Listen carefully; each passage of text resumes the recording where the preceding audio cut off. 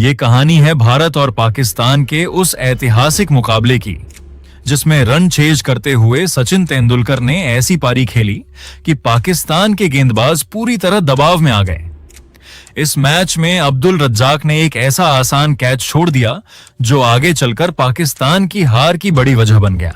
और फिर सचिन ने ऐसी बल्लेबाजी की कि दुनिया के सबसे तेज गेंदबाज शोएब अख्तर भी बेअसर नजर आए। भारत और पाकिस्तान के इस मुकाबले की शुरुआत टॉस से होती है। पाकिस्तान के कप्तान वकार यूनिस टॉस जीतकर पहले बल्लेबाजी करने का फैसला करते हैं। पाकिस्तान की तरफ से तौफीक उमर और सईद अनवर बल्लेबाजी करने मैदान में उतरते हैं। पाकिस्तान पूरे आत्मविश्वास में था कि इस मैच में वो भारत पर दबदबा बनाएगा। भारत की तरफ से गेंदबाजी की शुरुआत स्विंग के बादशाह जहीर खान करते हैं। उनकी स्विंग गेंदों के सामने बड़े बड़े बल्लेबाज भी संघर्ष करते थे। पहले ओवर में ज्यादा रन नहीं बनते और जहीर खान शानदार शुरुआत करते हैं, लेकिन दूसरे ही ओवर में सईद अनवर उनकी गेंद पर शानदार कट शॉट खेलकर चौका लगा देते हैं और पाकिस्तान का पहला बाउंड्री शॉट आता है। इसके बाद पाकिस्तान के दोनों ओपनर संभलकर बल्लेबाजी करते हैं और सिंगल डबल के साथ बीच बीच में चौके लगाकर स्कोर आगे बढ़ाते हैं। 11वें ओवर में फिर से जहीर खान गेंदबाजी पर आते हैं और शानदार गेंद पर तौफीक उमर को बोल्ड कर देते हैं। इसी के साथ पाकिस्तान को पहला झटका लग जाता है। अब सईद अनवर का साथ देने क्रीज पर आते हैं अब्दुल रज्जाक। दोनों बल्लेबाज मिलकर अच्छी साझेदारी बनाते हैं और पाकिस्तान का स्कोर धीरे धीरे आगे बढ़ने लगता है। भारत को सिर्फ इस साझेदारी को तोड़ना था। ऐसे में गेंदबाजी पर आते हैं आशीष नेहरा। आते ही वो शानदार गेंद डालते हैं जिस पर अब्दुल रज्जाक बल्ले का किनारा दे बैठते हैं और गेंद सीधे विकेट कीपर के दस्तानों में चली जाती है। इस तरह आशीष नेहरा भारत को एक बेहद महत्वपूर्ण विकेट दिला देते हैं। अब सईद अनवर का साथ देने क्रीज पर आते हैं इंजमाम उल हक।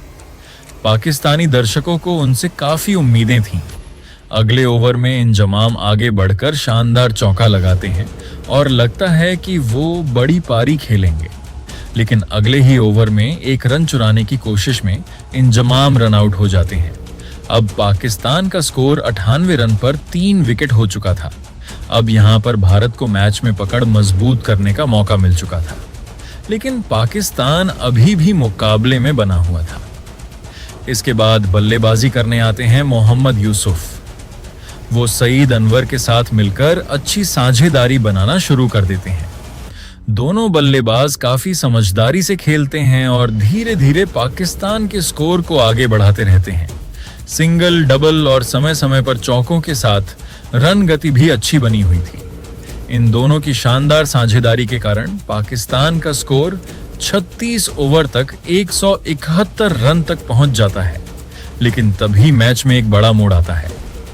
अगले ओवर की पहली ही गेंद पर मोहम्मद यूसुफ बड़ा शॉट खेलने की कोशिश करते हैं, लेकिन गेंद सीधे फील्डर के हाथों में चली जाती है और वो कैच आउट हो जाते हैं।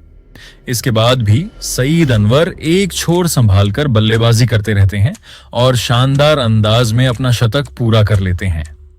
अब लग रहा था कि सेंचुरी के बाद सईद अनवर और भी खतरनाक हो जाएंगे, लेकिन 41वें ओवर की पहली ही गेंद पर आशीष नेहरा शानदार गेंद डालते हैं और सईद अनवर क्लीन बोल्ड हो जाते हैं।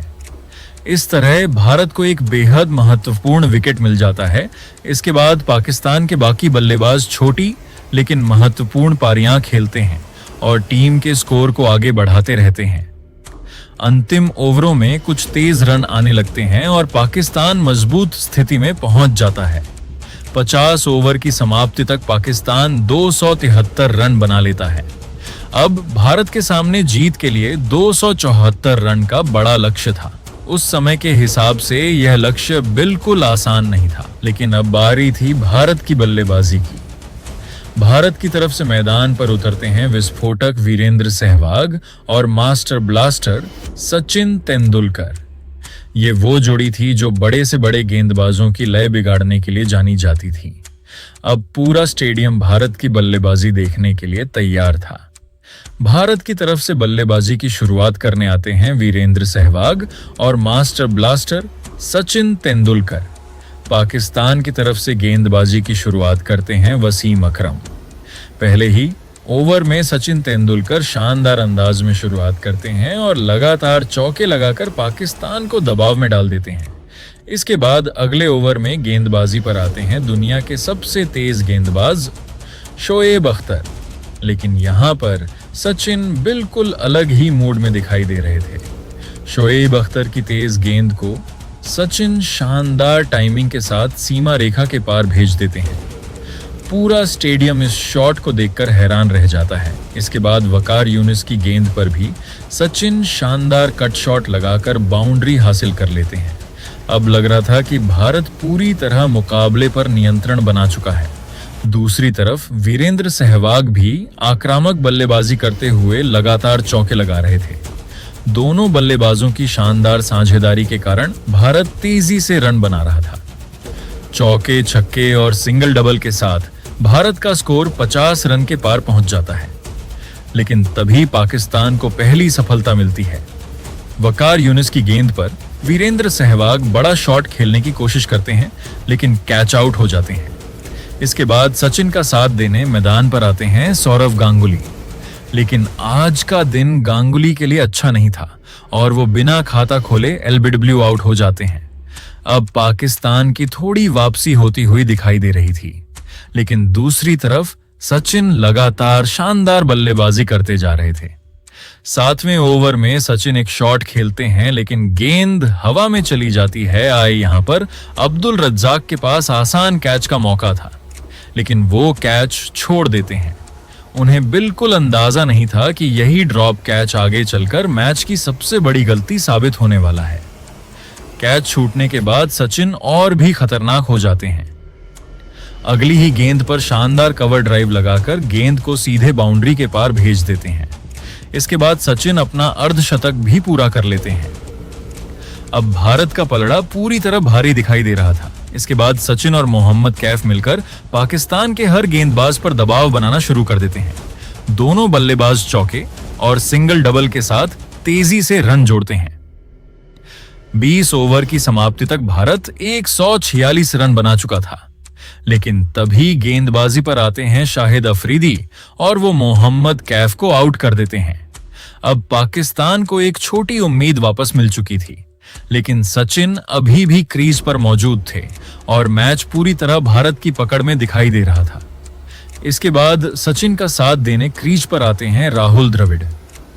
अब भारत जीत के बेहद करीब पहुंच चुका था और लग रहा था कि मैच पूरी तरह भारत की झोली में जा चुका है। लेकिन तभी मैच में एक बड़ा मोड़ आता है। अगले ओवर में गेंदबाजी पर आते हैं शोएब अख्तर और स्ट्राइक पर थे सचिन तेंदुलकर। शोएब अपनी तेज रफ्तार गेंद से सचिन को चकमा देने की कोशिश करते हैं और इस बार सचिन बड़ा शॉट खेलने के प्रयास में कैच आउट हो जाते हैं। इस तरह सचिन अपनी शानदार पारी खेलकर 98 रन पर आउट हो जाते हैं और सिर्फ 2 रन से शतक से चूक जाते हैं। लेकिन जाते जाते वो भारत को जीत के बेहद करीब पहुंचा चुके थे। अब पाकिस्तान को लग रहा था कि शायद मैच में वापसी हो सकती है, लेकिन उन्हें अंदाजा नहीं था कि अभी राहुल द्रविड़ और युवराज सिंह क्रीज पर मौजूद हैं। इसके बाद राहुल द्रविड़ और युवराज सिंह संभलकर बल्लेबाजी करना शुरू करते हैं और धीरे धीरे पाकिस्तान के हाथों से मैच पूरी तरह निकाल देते हैं।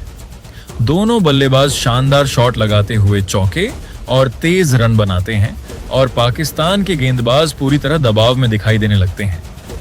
युवराज भी अपनी शानदार अर्धशतकीय पारी पूरी कर लेते हैं और अब जीत सिर्फ औपचारिकता बन चुकी थी। आखिरकार राहुल द्रविड़ और युवराज सिंह भारत को जीत दिला देते हैं और भारत इस ऐतिहासिक मुकाबले को 6 विकेट से अपने नाम कर लेता है। इस मैच में भले ही सचिन अपना शतक पूरा नहीं कर पाए, लेकिन उनकी 98 रनों की पारी आज भी क्रिकेट इतिहास की सबसे यादगार पारियों में गिनी जाती है। और इसी शानदार बल्लेबाजी की बदौलत भारत ने पाकिस्तान को हराकर एक ऐतिहासिक जीत दर्ज की। अब आप बताइए, सचिन की इस पारी को 10 में से कितने नंबर दोगे? कमेंट में जरूर बताना। मिलते हैं अगली वीडियो में, तब तक के लिए धन्यवाद।